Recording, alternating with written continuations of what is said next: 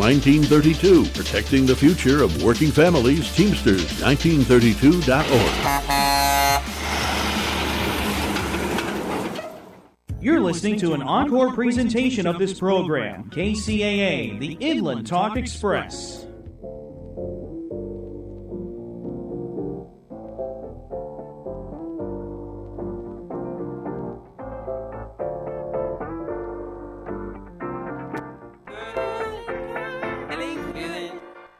Hey, feeling good, like I should. When in Durga, walk around the neighborhood. Feeling blessed, never stressed. Got that sunshine on my Sunday best. Welcome back, everybody. Happy Sunday. You're listening to Whatever Works on KCAA 1050 AM and Express 106.5 FM. I'm your host, Sam Works. I'm Kyle Kerrigan. And I'm in the Witness Protection Program. There we The go. man with many names, and shout out to Many whoever names. is watching us on Instagram. I'm pretty sure I know Well, who John it is. Doe, thank you for joining us. John Doe. I actually met that guy. Anyways, welcome back, everybody. As you can see, we're doing things a little differently. Hopefully, the sound quality on Instagram Live is better. Give us... If it's not, let us know, please. Yeah, let us know in the chat. And also, if you guys can see, we kind of rearranged the seats here. Yeah. Kyle's in the hot seat. Doesn't really mean much tonight because we're going to be talking about everything but Kyle. No, I'm just kidding. Just kidding. You both look better from this angle for some reason.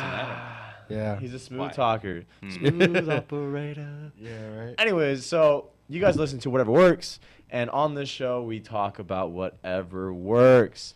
And it's the best show to have around because who wants to, 7 o'clock sharp, listen to politics? 7 o'clock sharp, listen to religion. Joe. No, Joe hates that.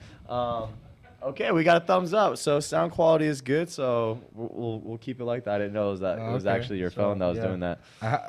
So I kind of had a feeling I was at a client's house and I dropped it, and it dropped right on its back, and I saw like shimmering on the ground.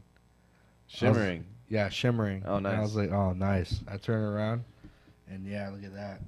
See, but that's the camera. I didn't know it was like that's where the sound like the came whole from. back. Let me see. Like the whole back of it. Who else Shattered. out there Oh, lives, dang. lives Yeah. for their phone? Look at that. Oh, my God. Shattered. Yeah. Completely Wow. shattered. See, you know what my problem is? I got the camera lens protector, the screen protector, I got a case. Me thinking, hey, I got all that. I can Oh, I just bought be a better lousy case. and clumsy with my phone. Well, my camera lens is, shattered. My phone screen is cracked. I'm like, damn, Do you get insurance on your phones? I did, but it only covers like the first 2 years. Right. This is like year 3. Right. dang. I trade mine out after 2. Yeah. I'm an After old 2. guy. I work, Well, and that's- I'm always busting up a phone, Yeah. so it always has a cracked screen on it. You know what you need? You need a flip phone. Right. Flip Well, phones I had never one of those break. back in the day. They had all kinds of stuff. I heard they're bringing the Razor back, the Motorola. You guys hear about that? Wow. Yeah, they're bringing the Razor back, and I they're gonna wonder have how screen on the popular that's back gonna and the be. front. I don't think it's gonna be that too popular. It's already gaining a lot of steam. People are excited. I really enjoy the flip phone because I used to Yeah. like put it on my waistband. I used to pull it out like I was like a FBI agent, pull out a badge. It was indestructible. I can throw it at someone. You know what I mean? Pick That's it back true. up, but, chase them down. But the Razor was the ultimate flip phone. Everyone had one. I don't think I ever had a Razor. I'm not even sure what that is. I had a Juke. I was like a little bit before its time, maybe. I don't know. You better stop. Both of you just stop, because I've had the original. I've had every phone. Oh, I'm sure. I was in a transportation business back in '91, and I had every phone that you can imagine in every phone company back in the day. Yeah. What was your yeah. favorite? What was my favorite? My favorite, something to talk about, like how people are, right? So that big brick phone, the Motorola, Uh-huh. that everybody had, you used to pretend you were on the phone because it was like $2 a minute. That's what it would cost you to talk on the phone. So you would like pretend you were talking on the phone just to look cool. Oh, okay. I got money. I can Stupid. talk all day. Yeah. So I got this hooked up, One way to flash your money, dude. And then I had another one in a bag that looked like a little ditty bag, but it was like a phone you pull out of a bag. It was like Get Smart stuff. I don't know if you know what that Yeah, is. yeah. Okay. Like your phone or something in your shoe. Right. Some crazy stuff like that. Yeah. But yeah, and then they had one like a pencil. They kept at one time they tried to get down to the smallest small as you can, And they right? found out everybody's losing. You can't. Right. Right. You You losing lose the it. couch and the, Right. in the Right. car. or Right. So then whatever. they came back with where we're at today. But then what happens is you get old. Like me, and I left my simple Android, right? But I left it in the toilet the other day for 15 minutes. Gone, buddy. Tried to call it from somebody else's phone. Turned it off. They were going to sell that sucker, rip everything out of it, and probably make $100 because I just got it last month. So I had you're talking about I recently, had to huh? get another one. So you get old, and you just do stuff like that. Right. Yeah. It's not. Yeah. See, I always had really cheap phones Yeah, because me I didn't too. know how to take care of them. And it wasn't until my friend was like, "Hey, dude, I'm getting a new phone," because his family, had money. He's like, "You can have my old phone." It was an iPhone. It was the first time I ever had an iPhone. Before that, it was a flip phone. So I major upgrade. But even then, I just wasn't responsible. Yeah. What happened?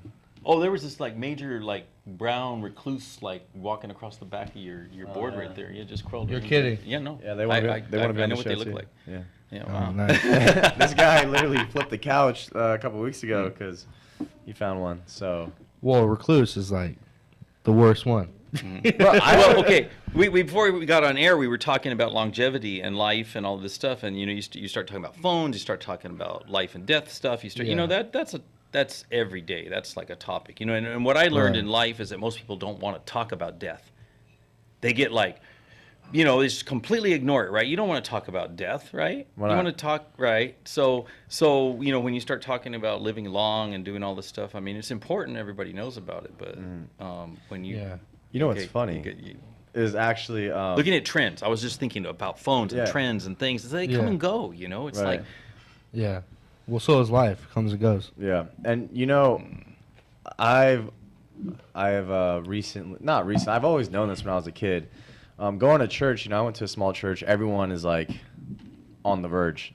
They're almost there. You know what I mean? And they talk about death more than anyone, Yeah. and they make light jokes about it. Yeah. Because they know it's coming. So they Yep. try to, and it's so weird because as a little kid, I'm like, yo, don't you know? They're 80, approaching 90, you know what I mean? And Yeah. every few months we hear about one of, the people there, Mhm. and it's just the older people get. And you know what someone told me actually here on the air, I had a couple people from prison come on the show and interview them. But the first guy I've been to jail before.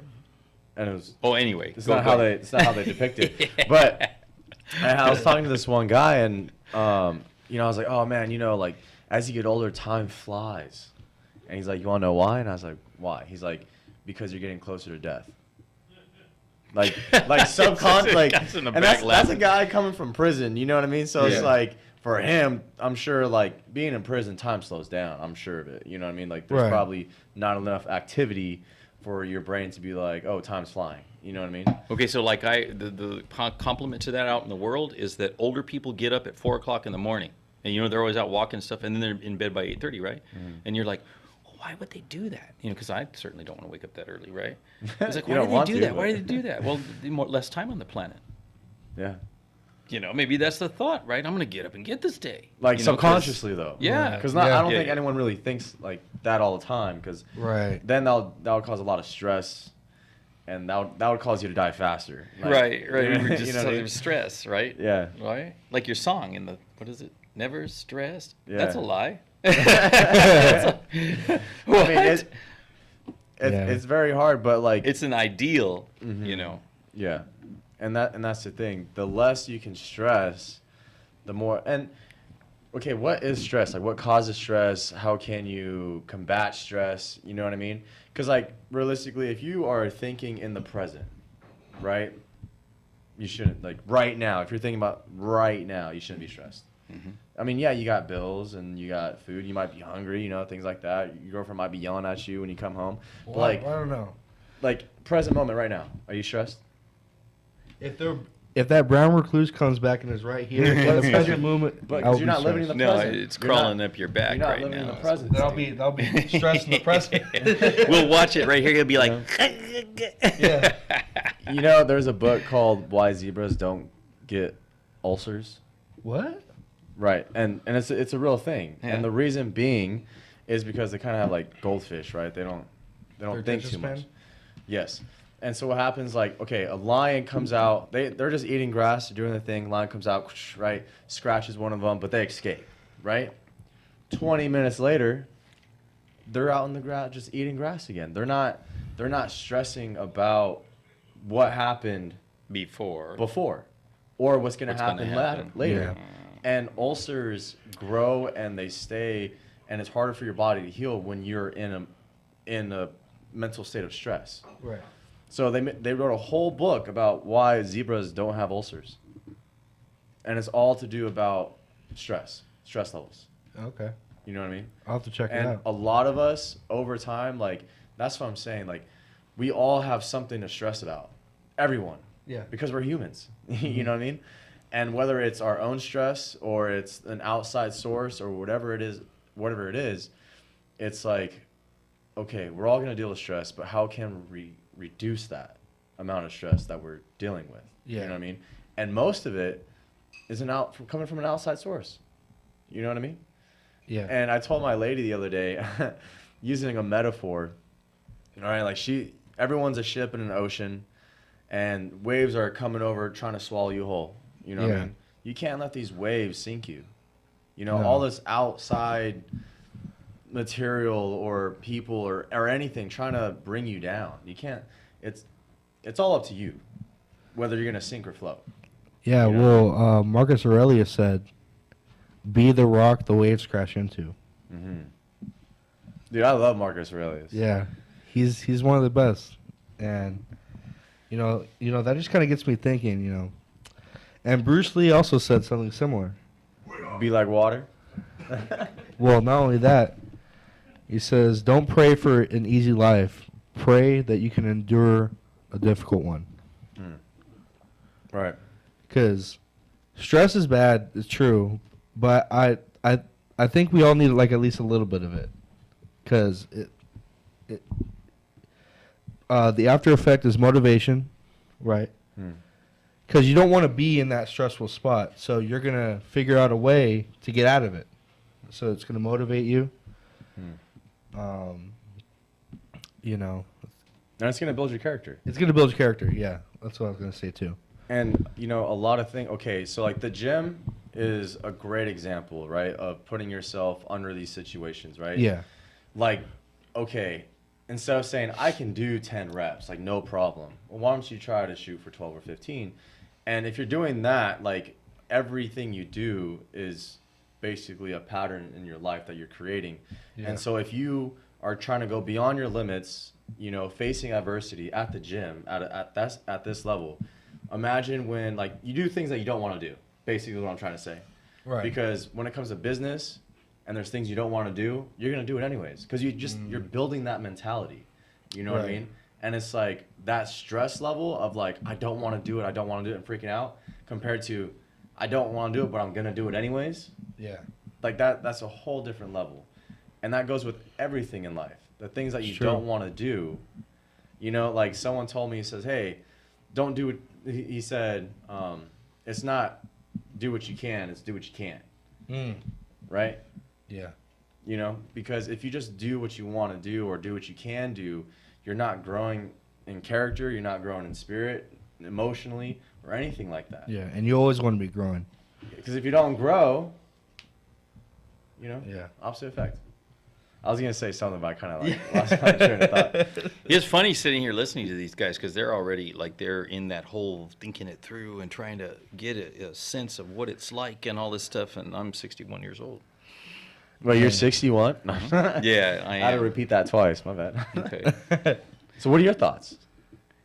Well, okay, remember, brain injured guy, right? Having to survive that and being forced to think in the moment versus what's happened before and what can happen later. So I wouldn't be able to do that. I wasn't the type of person. I was that motivated business guy out there just going, dun, dun, dun, and just couldn't stop. So I was like extreme that way. And so I wasn't going to stop. So I got stopped with the injury. And it made me sit back and relax more. I had to stop. I couldn't think, for one thing. You order my thoughts and whatever. So you had to be patient with yourself. But I didn't. I did what normal people do. I got depressed. All of those things that happens to you when you're not who you used to be, or that idea of your identity, when it's taken away from me, or it's like some outside source did it to you. But but the reality is that you then come up and you create something for yourself, and that uncomfortable is true. Somewhere down the track, you go, oh, all that stuff I listened to, and those tapes and those motivational stuff, and okay, fine. But the reality is, like, how does that affect you in your environment? What can you tell someone else who's just freaking out? If you've ever been to like a rehab center or any all of the time, right? All like the time. Where people have tried to kill themselves, or they've been cut, or they're cutting or doing their stuff. Yeah. You start to realize that they were at a point where they thought, I just can't handle it. Like, it's just too much, and maybe so. See, You know what I'm saying? Like, people on the outside, like, I grew up in a time when it was like you were weak if you talked about your problems, or Right. if you any sense of, therapist. Are you kidding? Psychologist? You don't go there. Right. Everybody, and still later down the track, when it even became more acceptable in the job type careers that I was in, you couldn't do that. Everybody knew you're going to walk in toward the psych. It's like, so now all eyes on you. So Right.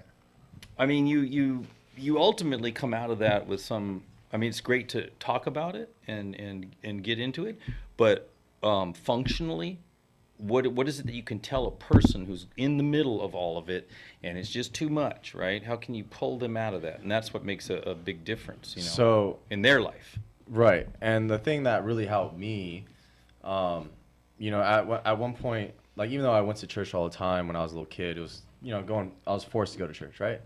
And then at one point I was spiritual, and then now I'm religious. And there was one thing that helped me a lot, and it was, they said, like, God won't put you in a situation that you can't work through. He's not going to put you in a spot that you can't prevail in. You know what I mean?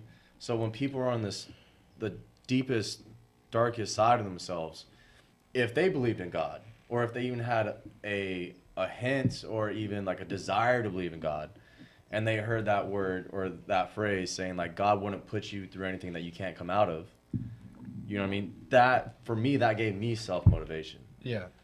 Yeah, but you have to remember, okay, like when you talk in those frames, okay, so remember, I was the atheist and now the believer. So I've been on both sides of the track, right? So you've got this doctrine that isn't written for people who aren't that. The doctrine is written for people, any doctrine is written for the people of that religion or that whatever. It's not written for the people who don't have it, like, they're not following it, or they, that's not their thing. So as an atheist, it was like, it's all you. And this is what creates this insurmountable pressure on a person, because you're like, it's all me. Everything is my fault. Everything is my, and so you get to the end of yourself, and that's how you can kill yourself.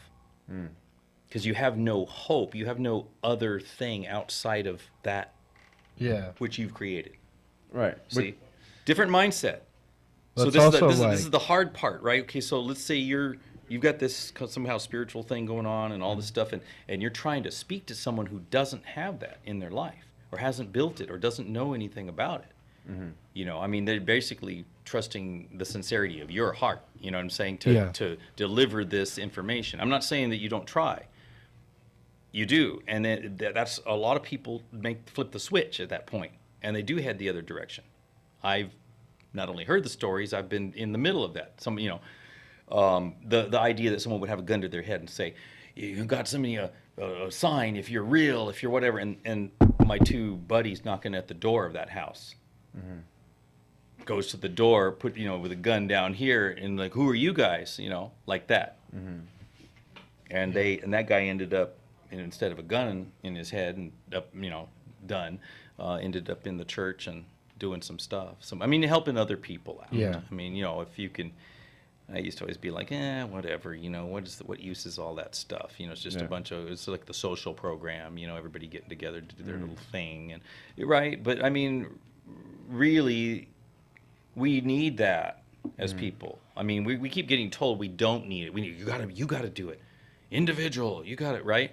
But you put all that pressure on yourself. Yeah. Yeah. Well, And you will reap the benefit of it, you know. You will reap that. There's a couple things that you brought up that I wish I was writing notes on. But one of them was like, you know, it's all you, da da da, and you're creating yourself, Yeah. right? So like, knowing that, and the other part when you were talking about is like them not knowing God or anything like that, or not knowing, you know, about signs or signals or anything. Like, to me, it's almost like a rejection. You know what I mean? Because there's certain things that you want in life, whether it's, you know, God's plan or your plan. But what we want, it's like, okay, even if God gave us that opportunity, which is a big thing, or a sign in the direction that we should go to, if it's not in line to what we see, we ignore it. Yeah. Or we think, okay, that's not what I'm looking for. That's not what I'm waiting for. Right. You know what I mean? And like the biggest thing is when people go through these troubles, like I know some people are like, hey, you know, I asked God to help me out and give me strength, right? Instead, he turns around and stabs me in the back, and now I'm struggling. Okay? When you ask God for strength, is he giving you strength, or is he giving you the opportunity Right. Something to gain strength? Yeah. You know what I mean? Yeah. If you're asking for love, is he going to give you love, or is he going to give you the opportunity for love? You know what I mean? Well, I mean, look at the Bible, right? Every single struggle that's happened in the Bible, God has given them the power to do. Moses parting the Red Sea. He didn't go around the Red Sea. He didn't go around all the Egyptians. God gave him the strength to face the Egyptians head on and part and go through the Red Sea. You know what I mean? And, you know, from an atheist standpoint, you know, just talking about hell, right? And everyone talks about, oh, fire, this and that. One of the ways hell is described is absence of God. So hell is the place where God does not exist. And so when you're in that mindset, I've always wanted to know, like, from an atheist telling another atheist to stand down, to not end it. What's going through that head? You know what I mean? Well, again, the only thing that you throw out, even from that point, is hope. Yeah. I mean, because that's what you're there. You're there. You're like, well, why live? You know, somebody's going to ask you straight up, you know, well, why? Why should I be here? Why should I live?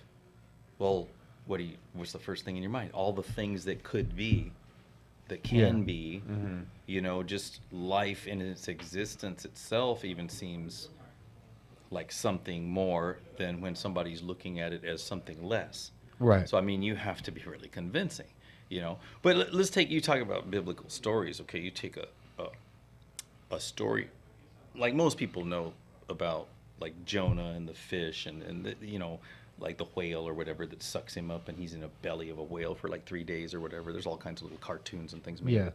But the reality is that Jonah was a prophet of God that listened to God's messages and followed that life and did everything. And then all of a sudden, God says, go to Nineveh. Go to these people. Oh my God, those are the worst people on my planet. And God wants me to go over there. No, I'm going to get a ticket for the ship furthest the other direction. Okay? Yeah. So it's his choice to fall out of what God's will was for his life. In other words, he's on his own program. You just mentioned it just a little bit ago. He's on his own program, not God's program. And then ultimately, think about it. You're in the middle of this thing. You're going, you know what? I'm breathing. I'm alive. I'm still here. There's still hope. Why am I here? You know? Right. And so just his very existence, you know, but he wasn't working his own. He was working his own program. I don't want to go over there. Yeah. This is a guy who already was in tune. You know, was supposed to be the poster child for God, if you will. But we do the same thing. That's what I'm saying. It's, you know, you can use all the stories, if you want to call them, or accounts, or however you want to see it. Yeah. But apply it to real life. You know, what is it about your spin, your direction, your thing? You know, it's your thing. You know, you really have to quiet yourself. Yeah. And humble yourself, back up on yourself, to be able to see what God's plan or a creator's plan or any plan other than you. Yeah. You know, even if you go, there is no such thing, but I'm going to sit here and allow the universe to do what it does. And which way should I go, George? You know, how many people are able to quiet themselves to that point? You know, you hear people, the yoga people, right? There's a ton of that going on again, you know, and why is that? Yeah. Because people need to, they realize that they need to stop themselves somehow. Mine was by default. I wouldn't have done it. I'd be dead by now. The way I was living. I would have stroked out. So whatever it is that stops you from running your program, and I know that sounds weird because we're taught, now think about it, even all the success talk and all the stuff, it's all geared toward yourself-ish desires and means and all of that. Right. So it's a counter, it seems like a counterproductive thing to tell someone, hey, look, just relax. Don't be so worried about your program and the way you're in the direction you're going. Just live it out, right? It's like, oh my God, no plan, no direction. Oh my God, what am I going to, you know, but that's the thoughts that you Right. get when you put your head on the pillow and you can't sleep, creating more stress. Yeah. Because you have this unsurety about where you're headed and what you're doing. Yeah, and see, and that's one of the things. When I got my blood clots, right, it took me a while to have my blood clots be a gift and not a curse, right? And I really had to sit back and think about, like, okay, why did I get blood clots? Like, why did he give me blood clots, right?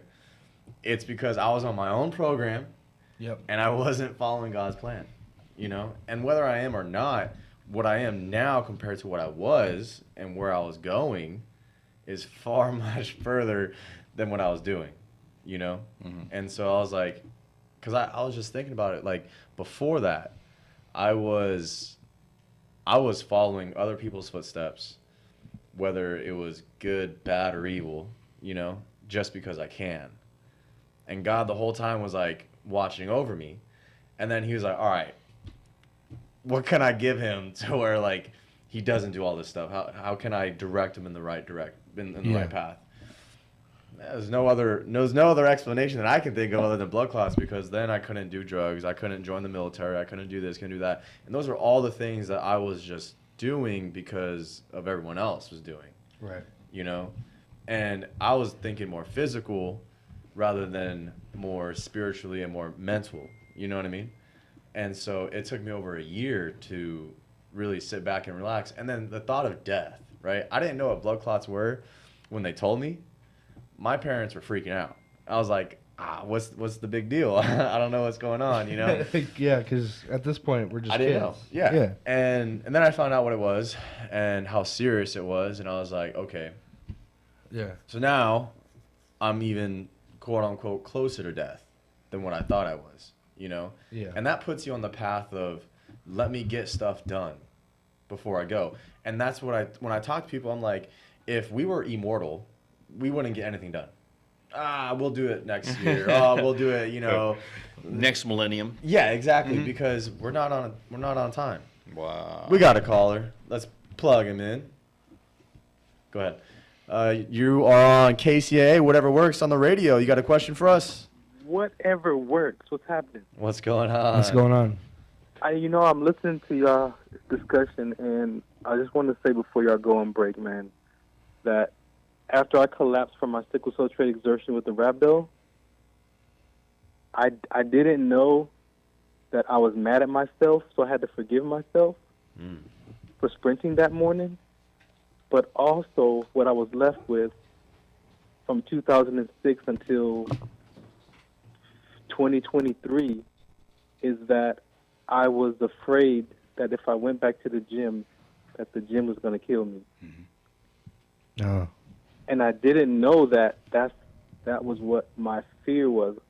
There were certain days I would have confidence to go to the gym, but then there would be days where I was like, you know what, I didn't drink enough water today, so I can't go to the gym. But when I unraveled it for what it was, I had the gym. It was going to kill me, like it was coming at me like a knife. Okay.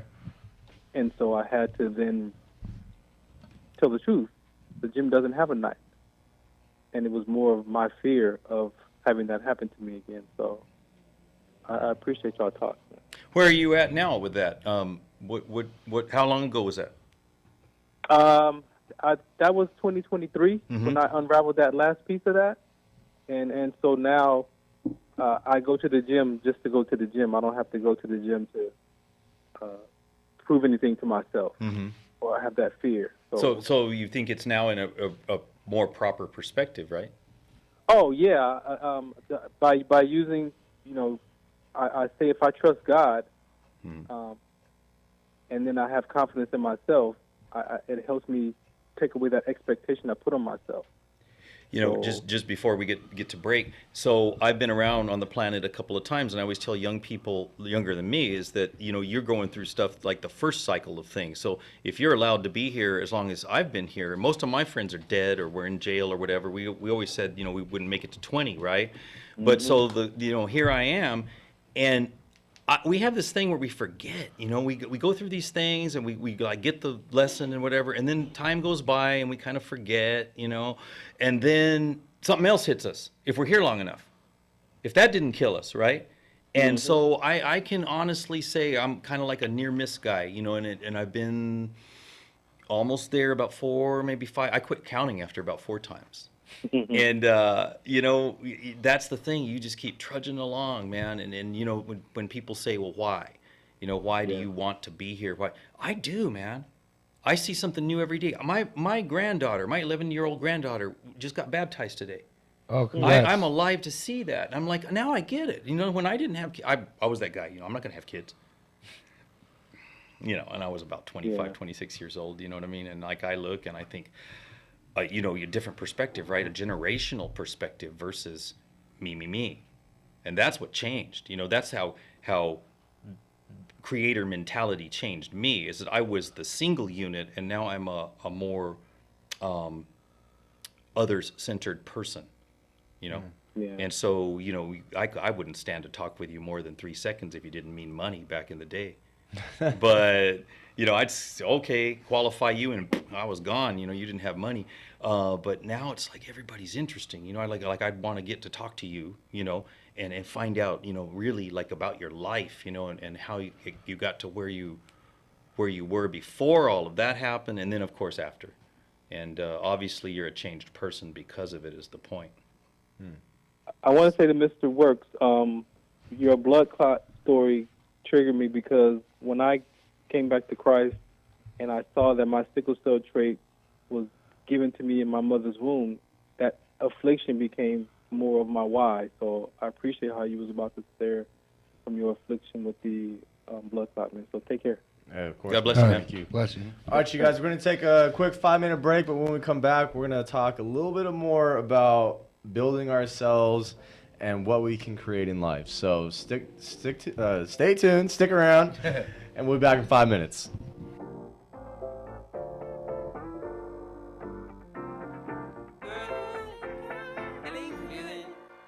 Hey, feeling good, like I should.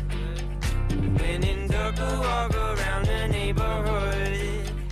Feeling blessed, never stressed.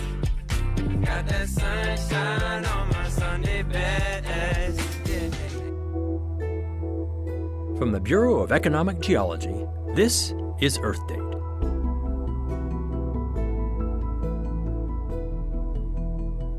There's one Earth system that constantly affects our lives, yet we hardly think about it. That is, until we turn 50 and we're confronted with the evidence. I'm talking, of course, about gravity. Working against it keeps our muscles toned, and the rest of us, not so toned. But it keeps us standing upright, keeps water in our glasses and in the oceans. In fact, the Earth as we know it couldn't exist without gravity. All objects exert a gravitational pull on other objects. The strength of this pull is determined by the object's size and density. The Sun has more gravitational pull than the Earth, which holds the Earth in orbit around it. The Moon has less than the Earth, and thus orbits around us, but still has enough gravity to pull on Earth's water, causing tides. If the Earth had a smooth surface and were the same density in all places, gravity would be the same everywhere. but it's neither of these things. If you're standing next to a mountain and holding a lead weight in a string, that weight would not hang perfectly straight, but would be drawn slightly toward the mountain. Not enough for you to notice, but measurable with a sensitive instrument. Mountain ranges in general have stronger gravitational pull than, say, oceans, since rock is denser than water. It's the different densities of different places on Earth that cause Earth's gravity to vary. We'll explore the surprising things that changing gravity reveals on a future Earth Date. I'm Scott Tinker, and thank you for listening. Earth Date is produced by the Bureau of Economic Geology at the University of Texas at Austin. Earth Date is researched by Julie Hennings, written by Harry Lynch, and distributed by Mark Blunt and Casey Walker. For more stories, follow us on Facebook or visit earthdate.org. Hi there, this is Chris Klein, investment manager for Capstone Wealth Management. Hey, I've been through the early 1990s bond market implosion, the late 1990s stock market melt-up, the 2000 to 2002 dot-com crash, the rate hike scare in the mid-2000s, the great financial crisis, the pandemic-induced 2020 collapse, the inflation madness, and, of most recent memory, the 2022 bear market. You know what all these have in common? We helped people just like you navigate their finances through. Hey, my boys say I'm old, but I say I'm battle-tested. Not only that, but I've seen the underbelly of Wall Street, and I know how to call a turd. Sometimes the best investment is the one you don't make. But without experience, how would you ever really know? I can help. I've been blessed to work for a lot of people who have entrusted tens of millions of dollars of their hard-earned capital to me and my team. When you become a part of the Capstone family, you are treated like family. If you'd like to see how we can successfully manage your money and to find out if there's a fit, let's start a conversation. The best way to do that is to shoot us an email. info@careformywealth.com. That's info@careformywealth.com. One more time, info@careformywealth.com. I look forward to working for you and your family. In these trying times, many people are depressed and lost because the future of our society is up in the air. If you're turning to substance abuse because you're feeling there is no hope, we have a way for you to see the light. SAD, or Stop Abusing Drugs, is a nonprofit organization that will help you at no cost to you stop abusing drugs. Founded by Tony Navarchi, SAD will refer you to the top detox doctors in your area. SAD will pay every and any cost for you, including doctor visits, counseling, and medications. If you need help, SAD is there for you 24 hours a day, 7 days a week. If you or a loved one needs help, or if you have a suggestion or idea for Tony, you can reach out to him by calling 844-493-3386. That's 844-493-3386. Or email Tony at tony@saddetox.com. That's Tony at SADDETOX.com. Hey, Southern California, you know what's going on. It's my new hit show, The Scene with Doreen, and I'm your host, Doreen Taylor. Join me every week as I chat with my celebrity friends from TV, movies, music, theater, sports, and everything in between. We explore the lives and careers of some of the entertainment industry's biggest names, with some fun surprises, too. Tune in to The Scene with Doreen Tuesdays at 7 a.m. on KCAA Radio, 1050 a.m.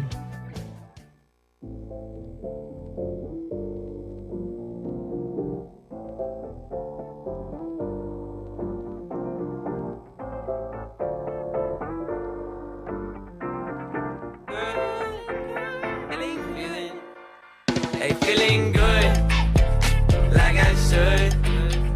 When in dark, I walk around the neighborhood. Feeling blessed, never stressed. Got that sunshine on my Sunday best. Welcome back, everybody. You're listening to Whatever Works on KCAA. Kyle, take it away. 1050 AM and Express 106.5 FM. The stations that leave no listener behind. I'm your co-host, Kyle Kerrigan. We have Sam Works in the house. And we got... Joe. Yeah, whoever. John Joe. John Joe. Whoever comes up with the best name for him that calls in, we'll give him a free gift card to Starbucks. Yeah, we'll do that. All right, guys. So, hey, thanks for the caller letting us know that we have a break. Because we're about to just go over, as we do every weekend on Sunday at 7. You guys know how it is. We get into these moments, these conversations, and we just can't stop. We're not yelling through the microphone. It's just we're passionate about what we talk about, right? Yeah. People are important. People are important, and so are you guys. You guys are part of the people. I need some water. But you know, the one thing we didn't do in the first half of the show was give a shout out to our sponsor. SNJRadio.com, the negative news, no politics, just feel good music. Man, talking about feeling good. I hope everyone's feeling good today. If you guys want to go back and listen to any of our previous shows or even the first half hour, please do go to, you can go to Spotify, you can go to the website, just look up KCAA, whatever works. We're on YouTube and our Instagram Live. At KCAA, whatever works. KCAA, right whatever now. works. Just look it up. Just type that in. You'll find us. There'll be a picture of me that's like super pixelated, but that's okay. Yeah. But I wanted to talk about the last half hour of the show. It's not really a half hour. It's like 20 minutes. 18 minutes. You know, us people, what we're born to do. Like I used to talk about men specifically. Like men were born to build, like to create, and whether that's building yourself, building a family, building a business, building a boat, it doesn't matter. We're all made to build something, right? Okay. Because I don't think we can just live life and just not. You know what I mean? Like if you want a family, you build a family. If you want a relationship, you have to build a relationship. And that's one thing, you know, being naive as I was when I was younger, I was like, oh, that woman out there, like the woman, she's out there. I just got to find her. No, it's it's okay. I used to joke around, and it's like, oh, she's probably on the other side of the world, right? Not knowing she could be right here. And the reason being is because you build that relationship. You build that person. You know, she builds you, you build her, and you guys build together as one. Yeah. You know what I mean? And like love is not about a discovery. It's about building love. You know what I mean? And building trust. And that's the whole premise of, to me, like being alive is building something, creating something. God created us so we can create as well. What are you guys' thoughts?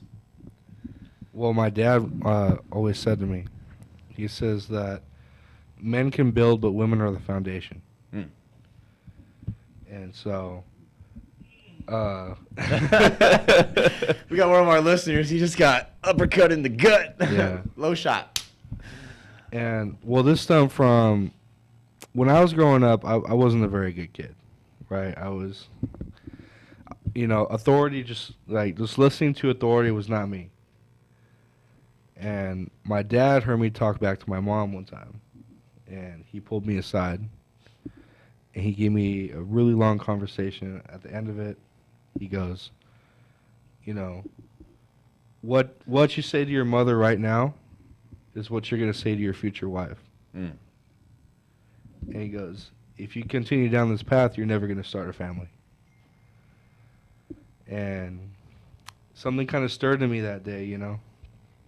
And so, you know, growing up, you know, I was better growing up, but, you know, I think the stress of building is what we don't need, but I think it's inherently in us that we do it, you know, because like in psychology, it's like the hunter-gatherer, you know, mindset, you know, but at the end of the day, I think it's about more providing than anything. Okay. So he says hunter-gatherer, then immediately in my head I just thought fight or flight. Yeah. Because we're talking about the other side of it, you know. I mean, okay, we had a conversation the other day. We were talking about business, and the guy I used to be, you know, you're chasing the dollar. You're not, you know, you're kind of like, you're out there and you're just doing whatever it takes to get that. Okay, that's not building. You know, you can be in an industry and you can just be reaping it for whatever you can get out of it for the moment, and you're not building. And somewhere along the way, you know, okay, my pennies are you know, so that's success, right? Because my pennies are increasing. That's how we've all been taught, right? Oh, that measures the level of success, right? So have a bank account and lose your business,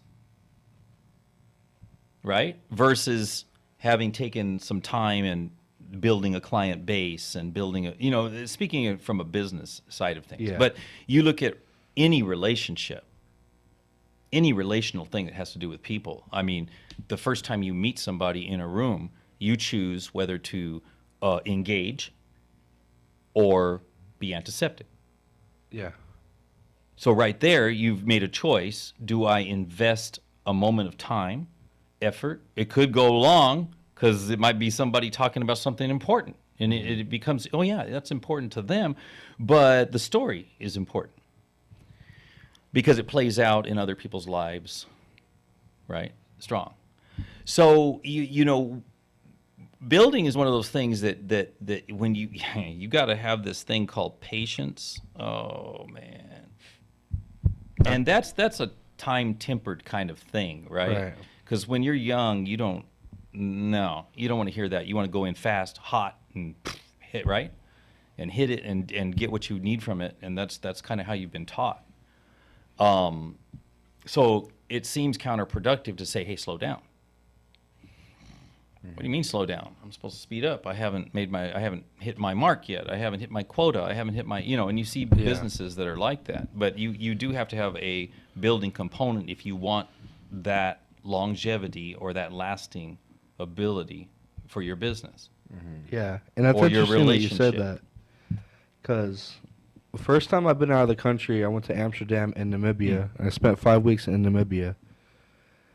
The biggest shell shock to me was not that it was different. It was that everyone's was slowed down. Because in America, you gotta you're driving to your work, A to B. There's traffic. I don't got time at Starbucks to talk to you. I gotta get to work. This and that. People everywhere else stop and have those conversations. Time isn't a thing. Like when you talk about, hey, I'm going to be there in 15 minutes, they don't know what that is. Because, you could stop and see an old friend, you talk to him for a while, and then you go do the thing. And that's just normal over there. They don't bat an eye. But what happens if you're 15 minutes late to work? You can get in trouble. You can get in trouble. Right. The first thing someone's going to say is that. Whereas everywhere else, it's like taboo, right? Time is relative over there. And that's why I think people are happier. Because we're not giving it up to God, we're giving it up to time. And so,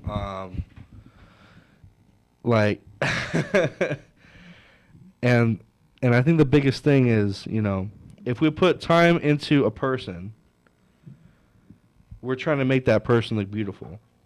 Whereas instead of putting all that mindset and all that power into God and giving it up, because then you don't have that stress. And that does lower your stress, because then now you're stressing on less things rather than time, time, money, because all that's going to go away when you die. Well, for some of us, it goes away while you're living. Yeah, exactly, yeah. That's true. It's come and gone twice here. Yeah. So, I mean, again, it's that perspective thing when you're either going through the first cycle, right? Right. And then by the time you're around third or fourth cycle, you're like, wow, this is what this is? I'm happy to be here alive. You gain a perspective, right, of what living is. Not existence, not the idea that you just exist and that's, okay, I'm going to live to be 150, and right. Okay, and live a miserable life. I mean, you definitely want quality, but it comes with that, what do you put out? Right? Yeah. Right. What are you putting out? It's a give to get scenario, right? Yeah, the biggest thing, because I make a lot of friends overseas. The biggest thing I get, why are you talking to me right now? Isn't it like 3 a.m. over there? Time's not an issue for me. You know what I mean? It's more important for me to have this conversation with you than for me to go to bed at 3:17 in the morning. And that's a foreign concept that foreigners have of us. Because what foreigners think of us is, they want to move to America to make it and get on that schedule. But when you're on that schedule, is that really what you're looking for? That's the issue. Mm-hmm. And so, you know. Well, we were talking too about, I mean, we get back to the stress thing. Okay, all of it ties into longevity, how long, you know, like quality and all of this stuff. Right. But, you know, you look at environments. I've been in, we'll just say I've been in environments from A to Z, whether they were corporate, whether they were the little job versus people handling $1 billion or whatever, and watching that. And you see that the environment and the creative stress within that, whether it's a little environment or whether it's a multi-million-dollar environment, there's no cap off. The little environment, they'll create the same amount of intensity of stress that the people over here are doing. So, I mean, that's what if we were going to help people, you know, alleviate stress, that's what we need to do. We need to get in there and figure out what it is, what it takes to get them to have a different mindset, right, about that environment. And so when I was able to consult and I go into environments and I'd say, okay, look, you've hired me, you've paid me money to tell you what your problems are, and you're the people that know what the problems are. You created them, so who better to fix it? Right. You know, that's the reality, right? Yeah. So what, I'm supposed to just sit there and point out all your communication problems, you know? Well, what is it? You know, what you created it. So we do that. I don't care what the environment is. This radio station gig, you know, you've got your set of politics and you got the hierarchy and you got stuff going on and people that take charge naturally and others that, you know, sit back and, you know, every environment, right? Mm-hmm. Yeah. And you could definitely say you can create your own little pool of stress out of all of that. Mm-hmm. So you just have to be aware of it. Can you imagine an environment of people who are aware of it? Wow. Nobody starts the conversation that way, you know? Mm-hmm. Yeah. You show up for work at such and such and do this job and, you know, and it becomes mundane, you know, and if you're puking, you know, you should have already been looking for another job somewhere else about, you know, 6 months before you started, you know, feeling like that about the job. You know, I've heard stories and I've met one or two people in my life who, like, okay, we're talking about reducing stress, all right? Yeah. But I know people who, when they run out of frequency of high stress all the time, and the moment when life is good, they cause more stress because life is good. Like, they have to have that high frequency stress because that to them that's the norm. It's that like, sense of themselves. losing control that gets them back on track. Exactly. Yeah. Yeah, and they'll even tell you, I function on that. I function on stress. You know, they look you straight in the face. I function on stress. I'm that guy. It's like, what are you doing, man? You're just telling yourself that so you can keep on doing what you do. So, in a small degree, 2 minutes. I am that person because a good example is when I'm serving. Like when it's slow, man, my mind starts to wander. I forget, you know, drinks or refills, whatever. But when it's packed, I'm like, okay, I need to do boom, boom, boom, boom, boom. I am so hyper focused on it. Yeah. But it's such a bad thing that you have to be in that position in order to be that efficient. Right. You know what I mean? Like, if you are that efficient, no matter what position you're in, you're solid. Now, to cap it off real quick, if you don't understand human fallibility, all the relationship stuff's going to fall apart sooner or later. You've got to realize you fail, other people fail, and you've got to come to grips with that. You know? All right, you guys. Well, love on people. That's a good way to end it. That's a good way to end the show. Just love on people. Love on people. All right, you guys, just into Whatever Works. Stick around for the Ferran Show at 8 o'clock. Thank you guys for listening and supporting us. We'll be back next week with another guest, guys. Stay blessed. Happy Sunday. Happy Sunday. The Legacy. Southern California's KCAA, the #1 talk radio station in the Inland Empire. Eat bread, lose weight. That's right. Eat bread, lose weight. Hello, everybody. I'm Joseph from Joseph's Organic Bakery. We offer ancient grain